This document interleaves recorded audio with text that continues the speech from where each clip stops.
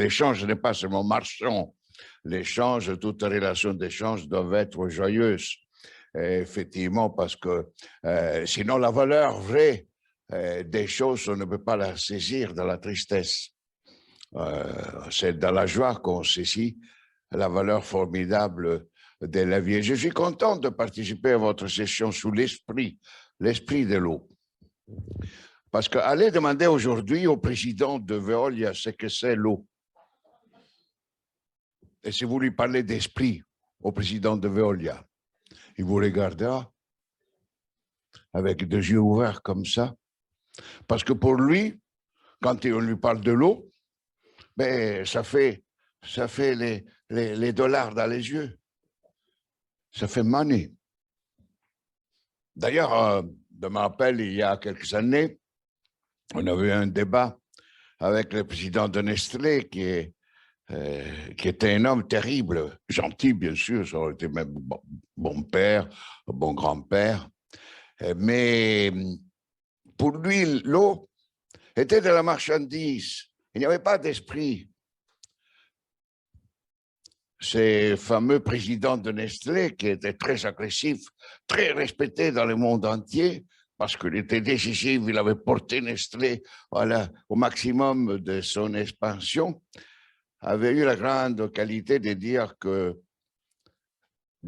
l'eau est un droit universel est la plus grande idiotie que jamais les hommes ont pu inventer. C'est ça.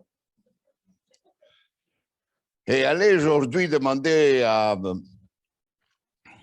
Larry Fink, le président de BlackRock, qui est le plus grand fonds d'investissement spéculatif au monde, qui gère aujourd'hui 9,5 trillions de dollars et qui fait de BlackRock son fonds d'investissement le fonds le plus puissant au monde.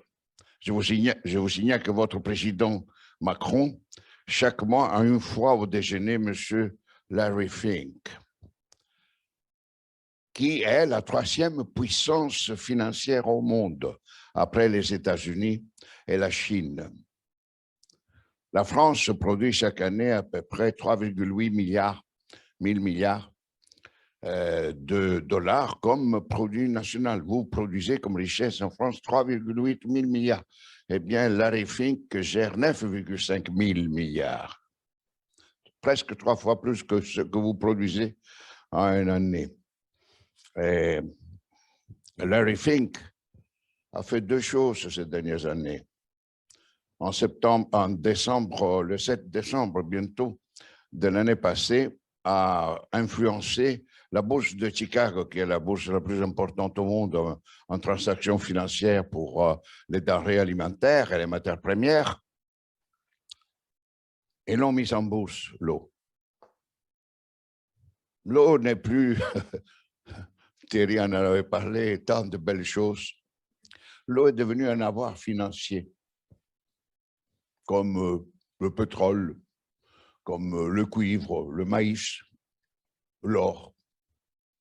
La valeur de l'eau est le prix du contrat à long terme que maintenant on établit à partir de la bourse de Chicago concernant l'eau en Californie, le prix d'achat et vente d'une quantité d'eau qui sera payée dans un temps fixé à l'avance. Et alors, si vous payez 100 €, eh bien, c'est ça qui va devenir l'objet pour le reste de la vie de l'eau.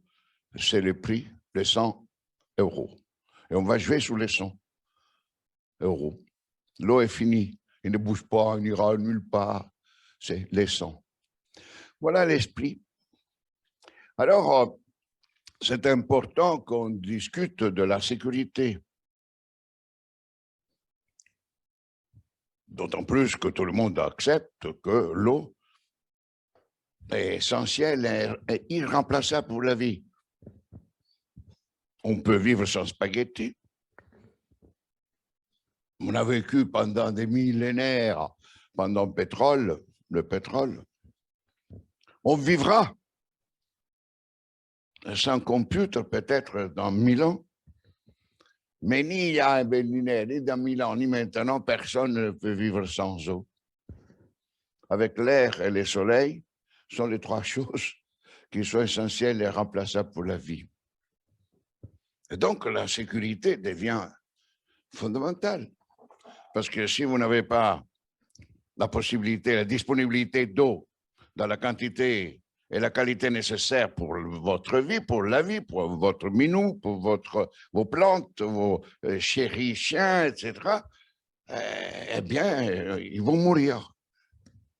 Et cette banalité fondamentale, banalité profonde du lien essentiel entre l'eau et la vie explique fortement la passion qu'on a par rapport à l'eau et par rapport aussi au problème de la sécurité pour tout le monde, d'avoir la disponibilité et d'avoir l'accessibilité et d'avoir l'usage en tant qu'instrument de droit à la vie pour tout le monde. Et c'est ainsi alors que nos sociétés modernes ont inventé le concept que l'eau est l'expression la plus forte du droit à la vie. Non pas du besoin à l'eau, mais du droit à l'eau. Le besoin peut être individuel. Le besoin varie. À un certain âge, moi maintenant, j'ai beaucoup moins besoin d'un enfant. C'est pour cela, petit à petit, je me sèche et je vais avoir la peau sèche parce que l'eau disparaît chez moi et je vais mourir à un certain moment. Le droit, non. Je peux mourir, mais il y a toujours le droit à l'eau. Et c'est cette évidence formidable de la caractéristique de l'eau en tant que droit met en relief l'imbécilité et l'inéquité et l'injustice du président de Destrée qui dit « le droit à l'eau est la plus grande idiotie qu'on ait pu inventer ». Et une autre chose, et je termine cette introduction, une autre chose c'est que si l'eau est vraiment l'élément naturel, indispensable et irremplaçable avec d'autres choses que déjà j'ai mentionnées pour la vie, alors l'eau n'appartient à personne. L'eau est la vie de nous tous. Nous appartenons à la vie, nous appartenons à l'eau. C'est ce qu'on a essayé de faire comprendre depuis plus d'un siècle, quand on a essayé de légiférer, de dire que l'eau est un bien commun, public. L'eau est un bien commun. Commun signifie cum munis. Et munis, c'est la munition, l'instrument, cum munis, ensemble. Et public, dans le sens qui doit être de la responsabilité de l'ensemble. Vous ne pouvez pas avoir le droit à l'eau si vous n'êtes pas responsable de l'eau. Et c'est la collectivité variable, plurielle, diversifiée, dynamique, comme l'eau qu'on a vu tout à l'heure. On pensait qu'ils étaient une dizaine d'élèves. Ils étaient 30 presque d'élèves là. L'eau se multiplie. On ne s'attendait pas d'être si nombreux, les élèves. Et pourtant, l'eau a commencé 1, 2, 3. Et puis, ils étaient 30. À la surprise générale, parce que la vie est une surprise. Et c'est pour cela que ce bien commun doit être sous la responsabilité, rappelez-vous, de la joie et de la surprise. Et ne peut pas être délégué. Vous, en France, vous avez inventé cette formule juridique un tout petit peu hypocrite que c'est de dire que vous faites une délégation à des sujets privés de services publics qui restent publics. Hein? Ça c'est l'intelligence de certains pays, de certains peuples, non? Qui sont capables, comme maintenant, tous les dominants étaient capables à Glasgow, à la COP 26, de dire, tout le monde reconnaît qu'il faudrait parvenir à zéro carbone en 2050, mais étant donné pour des raisons à tort ou à raison de la Chine et l'Inde, on ne va pas discuter de ça, eux, ils disent qu'ils ne peuvent pas se donner cet objectif avant 2060, 2070, 70. Et alors, ils ont inventé, pour ne pas avoir une obligation, une formule politico-juridique qui dit autour de la moitié du siècle. C'est un peu la même délégation à des sujets privés d'un service public, quoi. Hein? Et donc, droit et bien commun. Et c'est à partir de ces deux notions que j'espère, même si brutalement et rapidement j'ai essayé de focaliser, qu'on peut maintenant parler de la sécurité. Le premier constat, hélas, c'est qu'il n'y a pas de sécurité pour tout le monde. L'eau n'est pas sécure, aussi bien dans sa disponibilité que dans son accessibilité pour tout le monde. 2,1 milliards de personnes ne savent pas ce que c'est l'eau potable. Et c'est pour ça que vous avez bien fait de l'icône que vous avez utilisée, c'est un verre d'eau, pas une bouteille d'eau minérale. Hein? Je vous aurais critiqué durement si vous aviez mis comme symbole l'eau minérale en bouteille. Hein? Ça, c'est beau. Ça, c'est vrai, l'eau potable. Eh bien, il y a 2,1 milliards de gens qui ne savent pas ce que c'est l'eau dans ce verre. Et nous sommes tranquilles. Est-il éthique, ça? Que nous acceptions de dire que nous sommes une société technologiquement avancée, que nous sommes capables d'aller dans la Lune, est-ce que nous sommes capables, en une millionième de seconde, de faire une transaction financière? C'est ça la finance actuelle. Ils font des transactions au millionième de seconde. C'est un temps que nous ne comprenons pas. Moi, je ne comprends rien. Vous, peut-être, vous êtes un peu plus intelligent, vous comprendrez. Hein? Mais un millionième de seconde. Nous sommes capables de le faire. Nous sommes capables de produire des milliers de missiles à tétée nucléaires. On n'est pas fichu de savoir mettre un peu un verre d'eau à la disposition de tout le monde. Sommes-nous si technologiquement avancés? Sommes-nous si éthiquement intelligents? Il y en a 3 milliards qui ne connaissent pas ce qu'est une toilette. Une toilette. Ils défèquent encore dans les rues. Ils urinent partout. Ah, mais ils n'ont pas de toilette. Et on arrive à ces 3 milliards qui n'ont pas de toilette, donc n'ont pas d'eau. Ils ne savent pas se laver les mains. Mais nous, on dit qu'il faut que vous vous lavez les mains. Si vous voulez lutter un tout petit peu comme petit moyen de prévention du Covid-19. Ben, 3 milliards, ils ne peuvent pas se laver les mains. Ils ne peuvent pas même faire Pilates.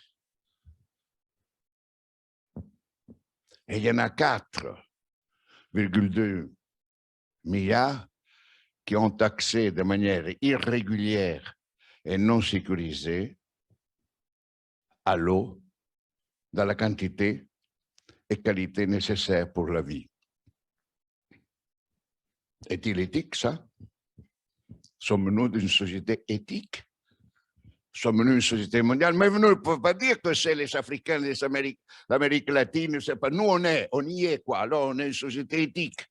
Nous, on est bien parce qu'on a fait, on est dans le monde.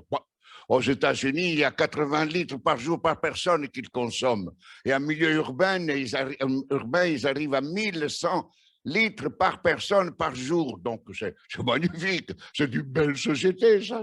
C'est extraordinaire comme on a réalisé de manière abondante l'accès à l'eau comme droit, etc. C'est bien commun. Parce que tout le monde, en principe, dans nos sociétés. Mais en France, vous le savez, il y a 6% des gens qui ne connaissent pas ce que c'est l'eau potable, même en France.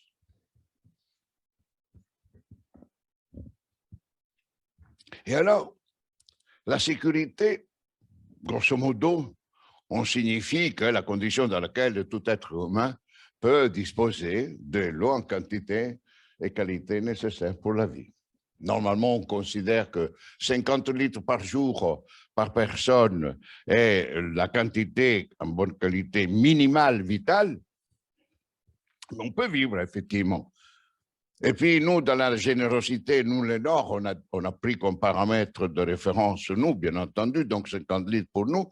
Puis on dit, ben, les pauvres diables d'Afrique, d'Asie, d'Amérique latine et de tous les pays un peu plus pauvres, même de l'Europe de l'Est, etc., les Balkans, eh bien, on peut dire que 25 litres par jour, c'est suffisant. Donc, 25 est la quantité minimale d'accès qu'il faudrait garantir comme droit, la sécurité. Sécurité quantitative, mais également sécurité qualitative. Et nous savons que l'une des caractéristiques fondamentales de la situation, de la condition de l'eau dans la vie de la planète actuelle, c'est qu'il y a une détérioration croissante rapide de la qualité de l'eau, que 49% des ressources d'eau en Europe ne sont pas bonnes pour l'usage humain. 49%. D'après l'Institut de la Commission européenne sur les questions d'eau. Et ce n'est plus bon. Il y a à peu près 33% de toutes les nappes phréatiques de l'Inde, de la Russie, des États-Unis et de l'Espagne, parce qu'en raison de problèmes agricoles, ces 4 pays sont les plus contaminés, eh bien qu'elles sont plus utilisables, c'est perdu. Et on ne peut pas les régénérer. 33%. 33% correspond à ce que Larry Fink, le président de BlackRock, a fait approuver par la Wall Street, la bourse de New York, le 25 octobre dernier. 33% du monde naturel de la planète devrait être sanctuarisé, protégé, parce que la raréfaction qualitative de toutes les ressources, pas seulement de l'eau, est tellement profonde qu'il faut intervenir pour assurer un peu cette sécurité. Eh bien, la bourse de New York, la plus importante du monde, Wall Street, a décidé de proposer au monde que 33% du monde naturel de la planète soit mis en bourse, puisse être confié au mécanisme de marché boursier pour qu'il soit renouvelé, pour que ça en partie régénéré. Pourquoi conserver pour les générations futures? À condition, bien entendu, que les entreprises qui vont s'occuper de cela en bourse puissent devenir propriétaires des 30% du monde naturel de la planète. Et les États-Unis, Biden a déjà répondu qu'il est disposé à mettre à disposition 30% du territoire américain pour le sauver, parce qu'on imagine, et ces grands dominants pensent que si on confie 30%, 33% du monde naturel à la bourse, à l'argent, on donne une valeur monétaire à la nature, eh bien, on va résoudre le problème parce que les gens comme ça feront attention dans l'usage, on fera payer les pollueurs, etc. Et donc, on gardera, parce que s'il n'a pas de valeur marchande, eh bien, les gens abusent, c'est un postulat complètement faux, mais enfin, on croit tout ça. Et 33% du monde naturel qui va passer à la bourse signifie la totalité de la surface de l'Europe. Donc, c'est dire que le monde financier, le monde économique voit avec préoccupation la détérioration de l'eau, en oubliant que, bien entendu, c'est le monde économique, le monde du business, l'hyperconsommation, la dégradation des fleuves, des lacs, etc., qui est responsable de la détérioration qualitative de la quantité d'eau accessible pour les droits et les biens communs dans le monde. Donc, cette sécurité est au cœur du problème de l'eau. Bien entendu, on n'a pas le temps d'en parler, mais je mets de côté, peut-être dans 2-3 ans de conférence, on peut revenir sur cette question, l'aspect de la sécurité nationale, d'autant plus que les gens sont convaincus que la sécurité, d'abord, notre propre sécurité, la sécurité de proximité, la sécurité de la France, la sécurité de l'Italie, la sécurité des États-Unis. Regardez ce qu'on est en train de faire par rapport à la pandémie du Covid. Les États-Unis ont dit qu'ils étaient prêts éventuellement à rediscuter une suspension provisoire des règles sur la propriété privée, les brevets sur les vaccins. Et Biden a dit, maintenant que nous avons assuré, sécurisé l'accès aux vaccins au peuple américain, nous pouvons nous occuper un tout petit peu de comment on va distribuer d'autres doses aux autres peuples de la planète. Ça, c'est la sécurité nationale. Et tout le monde accepte. Tout le monde accepte que nous, sécurité Italie, sécurité allemande. Oh, peut-être, mais on est en train d'aller bien loin de ça. Sécurité européenne, bon, ça ne paraît pas tellement évident, parce que même Barnier, l'autre jour, a dit que lui va devenir souverainiste et que lui veut un peu arrêter les principes que la loi européenne soit plus forte et importante que les lois nationales. Et c'est ça, c'est l'Union européenne. Maintenant, il a dit qu'il va remettre en question tout ça, de sorte que déjà les journalistes parlent de Frexit plutôt que de Brexit. Hein, donc, la sécurité nationale est fondamentale dans nos esprits. Après, chacun pour soi, quoi. La sécurité du Nigeria, de l'ONU Nigeria, la sécurité de l'Éthiopie. Et la notion de sécurité nationale ne peut être que globale, holistique. On ne peut pas assurer la sécurité hydrique si on ne sécure pas la sécurité sanitaire, la sécurité économique, la sécurité financière, la sécurité politique, etc. Donc, parce que tout, on l'a vu, les élèves nous l'ont montré, tout est lié par des fils, par des cordes. Et donc, cette sécurité ne parle pas parce que si on reste sur la sécurité nationale, on ne va pas trop loin. Il faudrait prendre petit à petit conscience, mais pas petit à petit, mais lourdement et rapidement, qu'il n'y a que de sécurité qui est globale, la sécurité de l'humanité et la sécurité de l'ensemble du vivant. L'ensemble, la sécurité de l'Amazonie en termes hydriques est notre affaire. Ce n'est pas une affaire des peuples indigènes, mais on n'est pas encore à ce stade de conscience. On accepte, d'ailleurs je n'ai pas vu beaucoup de monde réagir au fait que l'eau était bien en bourse le 7 décembre dernier. Et je vois que peut-être la plupart des médias français n'ont pas parlé que le 25 octobre, il y a eu la décision de monétiser la nature. Tout élément de la nature. D'ailleurs, je me permets de faire là aussi une petite parenthèse rapide, mais nous faisons partie de la nature, il n'y a pas la nature et nous. On a cru cela jusqu'à présent. Il y a les êtres humains et la nature mise au service des êtres humains, que la nature n'a pas de droit. Alors que maintenant, petit à petit, on a compris que les fleuves ont le droit à la vie, que les lacs ont le droit à la vie, que les arbres ont le droit à la vie. Et nous sommes partis de la nature, nous sommes le processus de l'évolution de la nature. On n'est pas tombé du ciel lorsqu'il y avait déjà la nature. On est devenus ensemble. Eh bien, alors, cette sécurité, je voudrais simplement la voir dans la globalité, ce qui est très difficile. Parce qu'au sous-jacent, au fait de la primauté qu'on donne à la sécurité nationale, la primauté qu'on donne à la sécurité de nous, de notre droit à la vie, il y a l'idée de l'inégalité entre les êtres humains et entre les êtres humains et le reste du vivant. C'est pour ça qu'on peut dire, mais les Brésiliens doivent s'occuper eux-mêmes.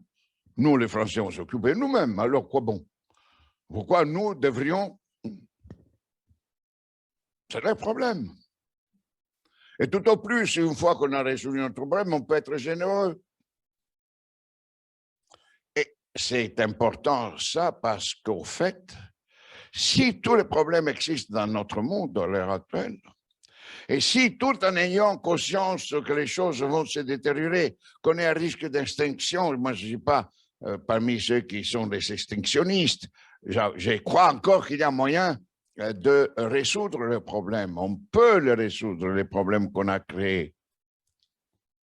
Mais sous-jacent, nous pensons que nous, les développés, guillemets, que nous, les puissants, les riches, nous en sortirons grâce à la technologie et grâce à notre richesse.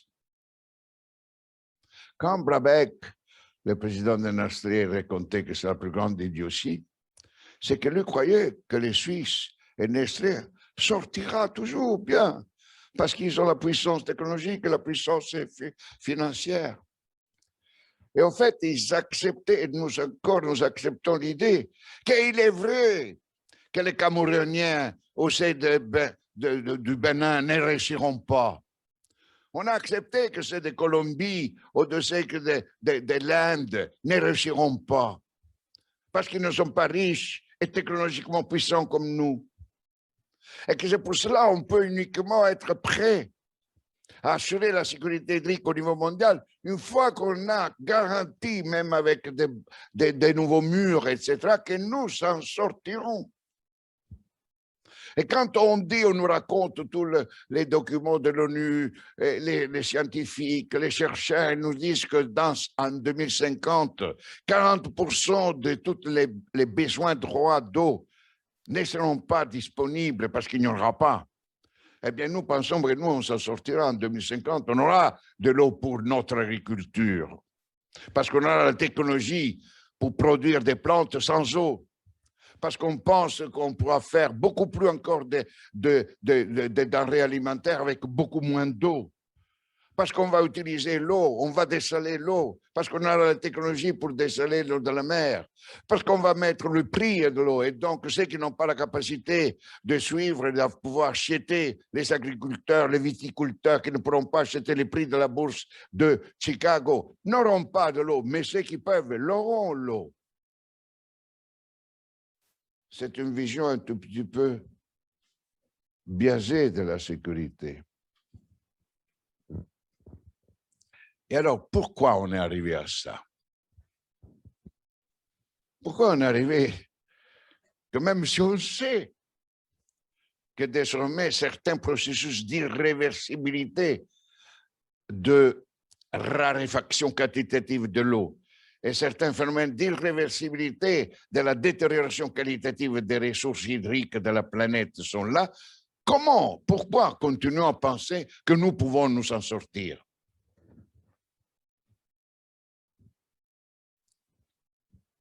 Ben, je vais abréger, il y a à peu près 50 ou 60 ans que nous avons fait un tournant dans nos esprits. C'est pour ça qu'il est important cette session sur l'esprit. Et nous avons commencé à mettre en question la notion de droit universel. Dans l'eau, je me rappelle Suez, la Lyonnaise, il y a 30 ans, et il racontait une belle boutade, faisait rire les gens, mais c'était dramatiquement cynique. Il racontait, oui, l'eau est un droit. Oui, mais Dieu a oublié de nous envoyer les tuyaux. Et c'est nous qui produisons les tuyaux. Tu dois nous payer, on n'est pas Dieu, nous. Nous, on fait les tuyaux, et tu dois les payer. Tu n'as pas les droits comme ça. Et puis, les droits, s'il est pris en charge par la collectivité, les droits coûtent. Parce qu'il faut les taxes. Sinon, l'État, comment est-ce qu'il peut, le budget de l'État, comment est-ce qu'il peut couvrir les coûts de te donner les tuyaux et les aqueducs? Eh bien, les taxes, ça, les taxes, c'est une agression à la propriété privée. Et ça fait plus de 50 ans que tout le monde, tous les partis politiques, ont essayé de faire la concurrence de qui allait réduire mieux que les autres les taxes. Et la fiscalité générale, non, il faut une fiscalité bien ciblée. Sinon, une fiscalité des gens, pourquoi je dois payer moi les taxes pour permettre à l'autre d'avoir accès à l'eau? Et on a tué les principes du droit à l'eau. Et on a inventé la substitution qui est consacrée dans tous les documents des soi-disant agenda 2015 de l'ONU. Ils l'ont élaboré en 1999, l'agenda de 2000-2015. Donc, c'est à partir de 1990 qu'on a commencé à dire des choses pareilles. Et elle est maintenant encore dans l'agenda 2030 des Nations Unies, les 17 objectifs de développement durable, etc. On a dit, il n'y a plus de droits. Il y a l'accès sur base équitable et à prix abordable à l'eau. L'accès à prix équitable, à prix abordable et de manière équitable à la santé. L'accès à prix abordable et sur base équitable à l'éducation, au logement. Tout est devenu pas un droit. On essaye de promouvoir l'accès sur des bases équitables. Je me permets de dire, et Thierry sans doute sera d'accord avec moi, que l'équité n'est pas la justice. C'est bien différent, l'équité et la justice. Sur base équitable, signifie qu'on met les différences. Et à prix abordable, donc tu dois payer. Il n'y a pas de droit, il n'y a pas de gratuité de la vie. On a abandonné les principes de gratuité. Combien ça coûte? Et tu dois les payer. Et si tu es pauvre, je te fais un peu une tarification sociale, quoi. Mais si tu ne payes pas, tu n'as pas les droits. Ceux qui peuvent payer et doivent payer, c'est là les droits. Mais ceux qui ne peuvent pas payer, bon, on lui fait l'aumône. On fait la charité. Mais la charité n'est pas un principe de justice. Et c'est pour ça que nous, toujours, depuis désormais décennies, on dit qu'il faut faire les transferts technologiques du Nord vers le Sud, pensant que le Sud ne pourra jamais avoir sa propre technologie ou développer développement technologique.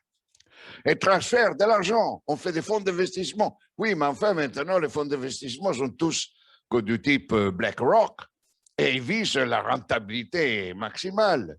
Mais on fait transfert d'argent, transfert de technologie, transfert de know-how, transfert de connaissances, transfert de conditions. Et on a mis, à partir de 1996, la Banque mondiale avait mis même le principe de conditionnalité qui était de dire, je te donne l'argent, toi, Sénégal, pour que tu fasses ton aqueduc, à condition que tu privatises tout, à condition que tu élimines l'État, à condition qu'on donne au privé, à travers des concours sur des marchés, c'est-à-dire qu'après nous gagnerons parce que nous aurons la technologie, le savoir-faire, les savoirs financiers. Et l'élimination des droits a amené immédiatement l'élimination du concept de bien commun et surtout de biens communs publics. On accepte encore les biens communs privés. On nous a dit que les biens finalement communs sont faire les choses en commun. On a vidé de sens la communalité et la gratuité pour mettre l'accent sur la coopération en commun. Et c'est pour ça qu'on nous dit que nous sommes une économie coopérative, une économie circulaire, etc., etc.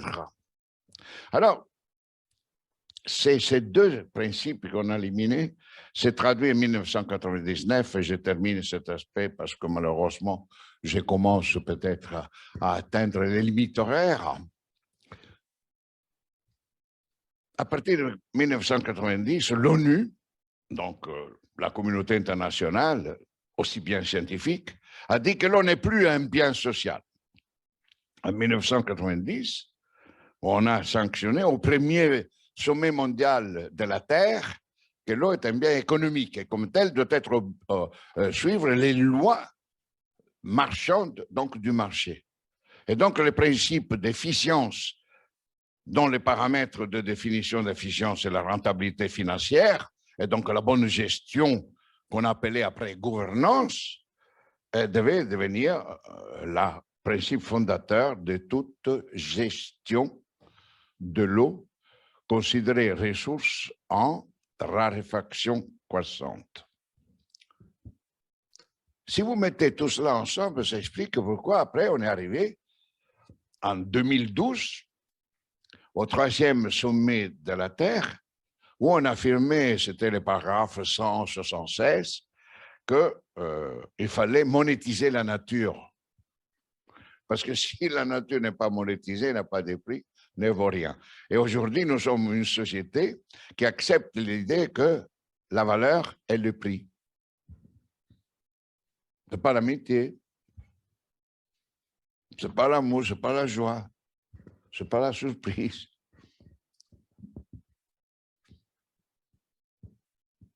C'est le prix, la valeur. Votre vie.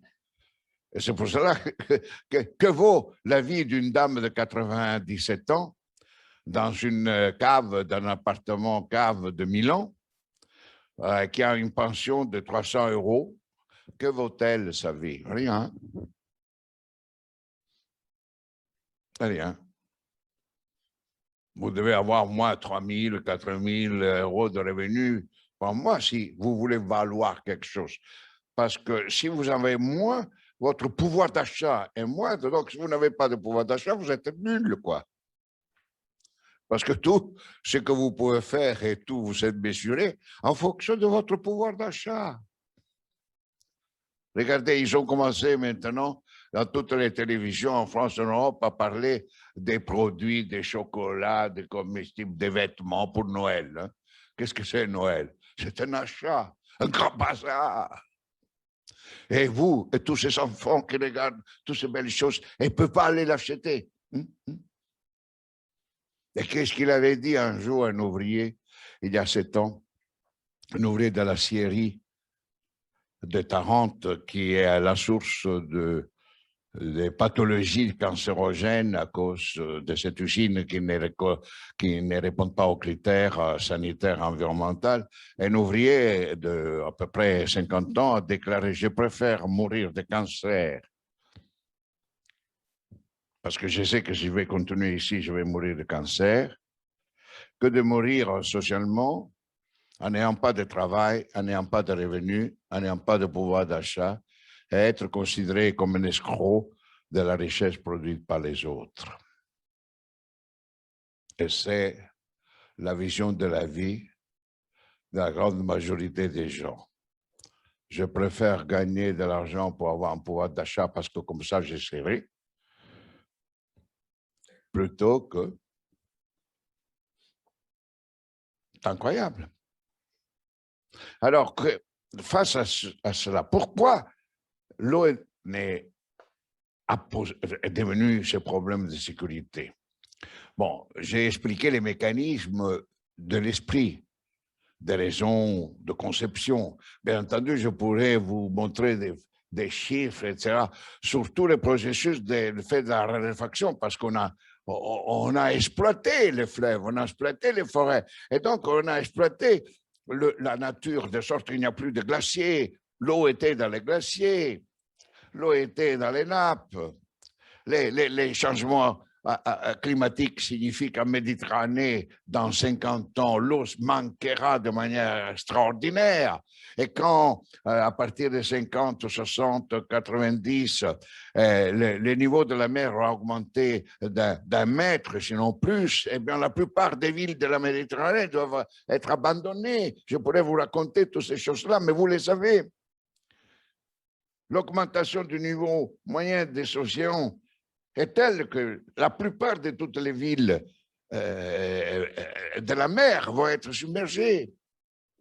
On commence déjà. C'est ça la raréfaction. Ce sont des causes liées à notre mode de développement, la croissance économique. Qu'est-ce qui reste encore? En 1997, lorsqu'on a adopté les concepts de développement durable, par la commission Brundtland de l'ONU, le monde du business, la finance, avait rejeté complètement l'idée de développement durable. Et ils ont obligé les États qui sont auxiliaires au monde de la business et de la finance de rejeter les rapports Brundtland. Le rapport Brundtland n'a pas été approuvé par les Nations Unies. Le fameux rapport de Brundtland sur la soutenabilité, Our Common Future, n'a pas été approuvé. On en a pris connaissance. Et pourquoi après, on a accepté d'en prendre connaissance? Parce qu'on a fait un compromis. Le monde du business a imposé de dire l'objectif primaire reste la croissance économique. Et nous affirmons que le développement durable est une des conditions pour augmenter la croissance économique. Et la notion de développement durable dans nos sociétés, quand vous entendez tous ces rapports, toutes ces réunions, etc., c'est que le développement durable est une condition pour la croissance économique. On n'a pas abandonné l'idée de la croissance économique. Et c'est pour cela qu'alors tout cela a provoqué la réflexion de le que faire. Et j'ai terminé, tout en vous priant de m'excuser s'il y a un tas de lacunes et que j'ai fait un peu comme ça des flashs. Mais je peux vous garantir que je peux vous entretenir avec un discours académique assez structuré, long, peut-être ennuyant, mais enfin, je pourrais le faire. Que faire? Eh bien, il me semble que la réponse est déjà dans l'analyse, dans la dénonciation. Comme dans les domaines de la santé, aujourd'hui, il faut abolir les droits privés sur la connaissance en matière médicale, parce que c'est le principal obstacle, c'est la propriété privée. Les brevets donnent le droit à des entreprises privées d'être propriétaires pendant 20 ans de connaissances, et donc ils sont l'exclusivité de propriété privée et d'usage de tous les médicaments. Vos vaccins sont de propriété des entreprises. Et c'est eux elles qui décident, pas les États. Les États payent, et c'est tout. La même chose, il faut le faire pour l'eau. Il faut republiciser l'eau. Il faut la lever de la bourse. Si dans 2 ans, l'eau est encore dans la bourse, mais tout ce qu'on aura fait d'ici 2 ans sera inutile. On pourra faire des grandes belles conférences sur l'eau, mais si on n'élimine pas l'eau dans la bourse, on se sera amusé peut-être, oui, mais on n'aura pas changé le monde. Il y aura encore plus de raréfaction, encore plus de qualité qui manque. Dans ce sens, il faut revoir, et je me permets non pas de vous faire des propositions, mais juste une suggestion. Réfléchissez même, comme vous l'oubliez, au concept de résilience. Aujourd'hui, les dominants nous ont dit que le problème par rapport au problème de sécurité hydrique, c'est de devenir résilient, c'est-à-dire capable de résistance au choc, et puis capable de s'adapter à la situation modifiée par le choc. Ça, c'est le principe de résilience.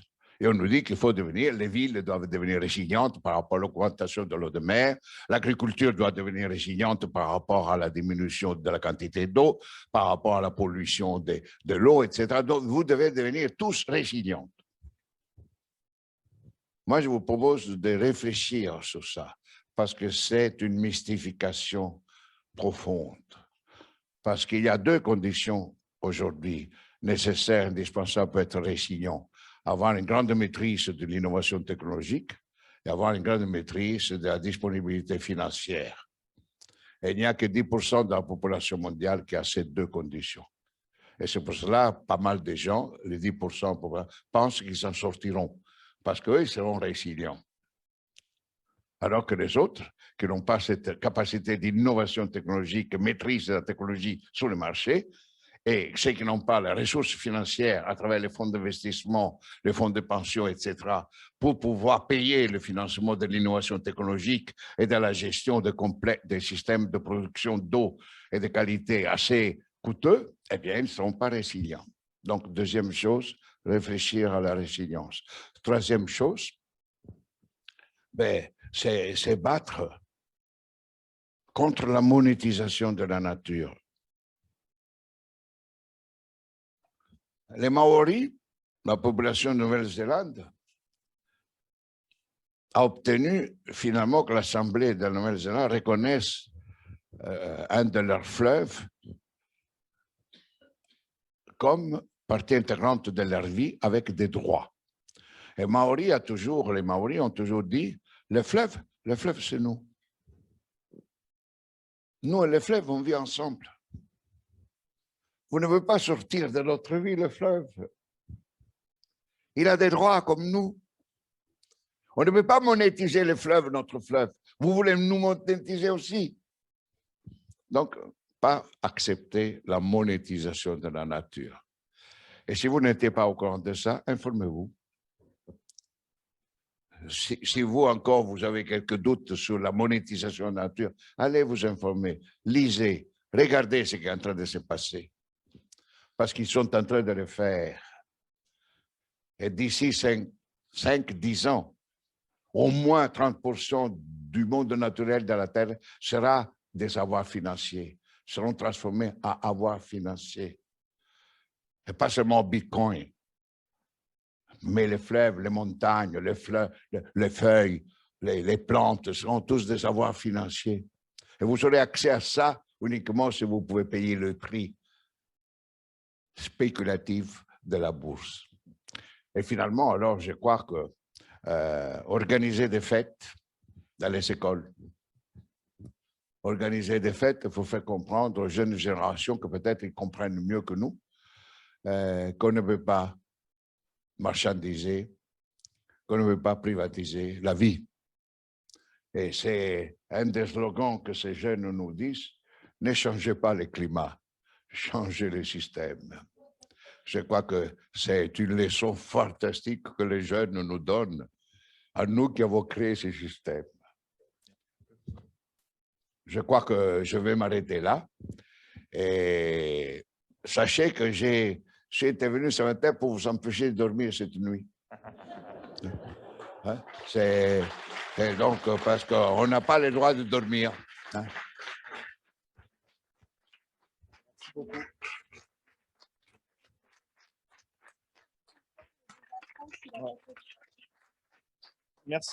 Merci beaucoup. On termine en tout cas, malgré tout, sur une expression d'une vision d'espoir, et de possibilités sur la fin. On va essayer de rester dans le timing. On a une question et ensuite on part pour la pause déjeuner.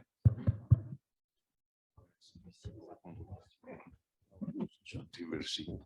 Jean Lanespé, je suis le président du Centre méditerranéen de l'environnement.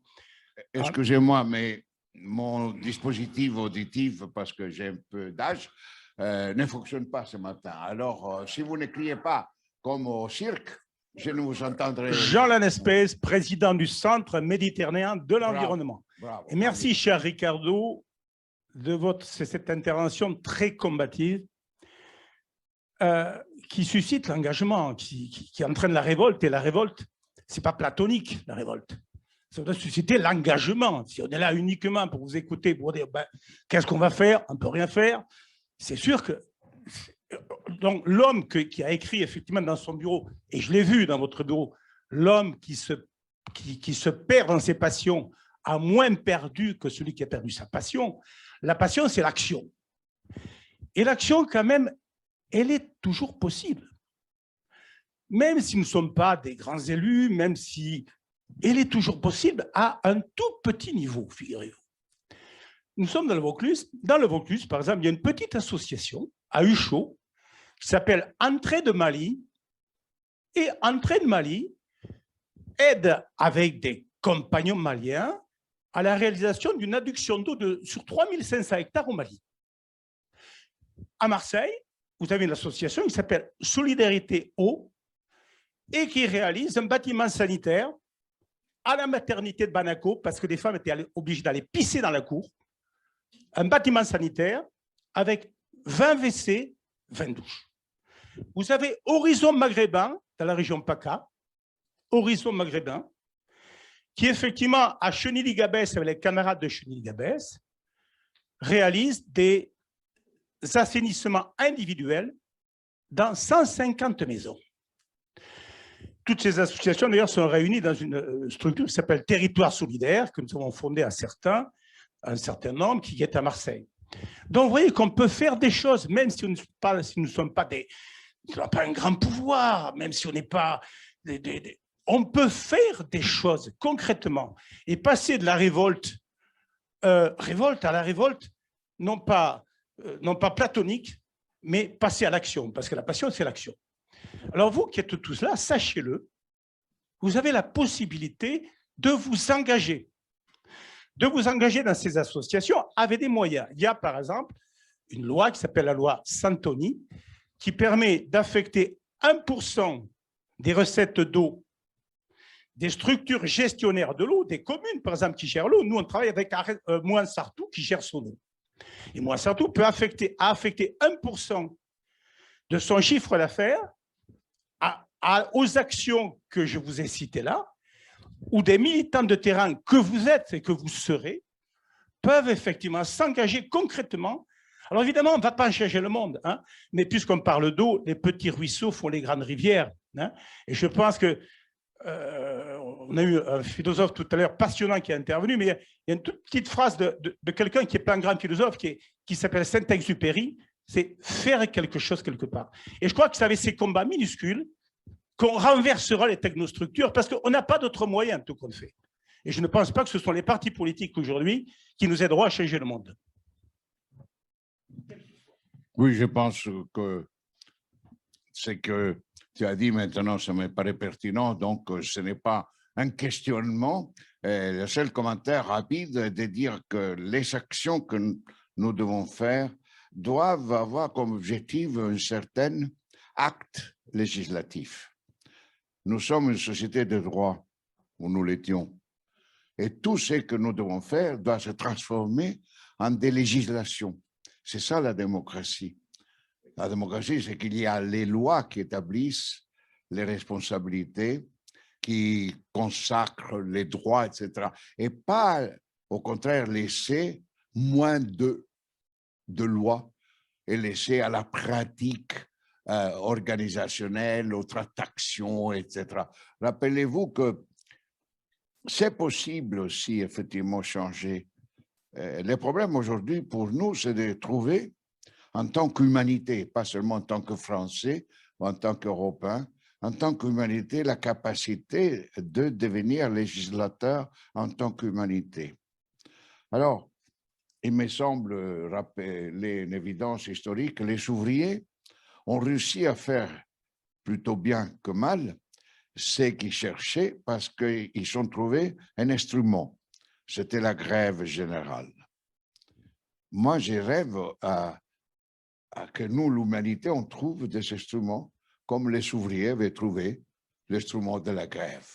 Pas faire la grève de l'humanité, mais disons, il faut que nous nous donnions, en tant qu'humanité, une capacité de transformer la proteste, la dénonciation en capacité législative inspirée par des principes utopiques que les systèmes dominants nient, comme ils nient maintenant les droits, ils nient maintenant le bien commun, ils nient la justice, qui est l'utopie, ça. Non? Nous devons avoir une capacité de nous mobiliser en tant qu'humanité et trouver ce qui sont les moyens propres à désormais la dimension globale. C'est pour cela qu'il ne faut pas opposer local-mondial en disant les locales est plus facile parce que je peux le contrôler mieux, je sais la proximité, ça me permet de mieux voir les résultats de mon action, c'est immédiat à court terme, le mondial, oui c'est beau, mais enfin, non. Et ne pas dire uniquement le local, ce n'est que partiel, le local, ce n'est qu'une petite expérience non répétible, etc. Il faut le mondial. Non, il faut les deux. Il n'y a pas une linéarité conflictuelle entre le mondial et le local. Les choses sont tous mélangées. Il n'y a pas de linéarité verticale du mondial au local, du local au mondial. Non, c'est tous. Le mondial est dans le local et le local est dans le mondial. C'est facile à dire, mais il faut essayer d'acquérir cette capacité collective sociale d'être solidaire, dans le sens que vous savez, la solidarité est une figure juridique du droit romain. In solido, solidarité, signifiait que tu étais responsable de ce que faisaient les autres. Et c'est un principe très important, et je crois que je m'arrêterai pour permettre à d'autres interventions, si vous voulez. Voilà, les autres interventions auront lieu cet après-midi. C'est gentil. Merci beaucoup, M. Petrella.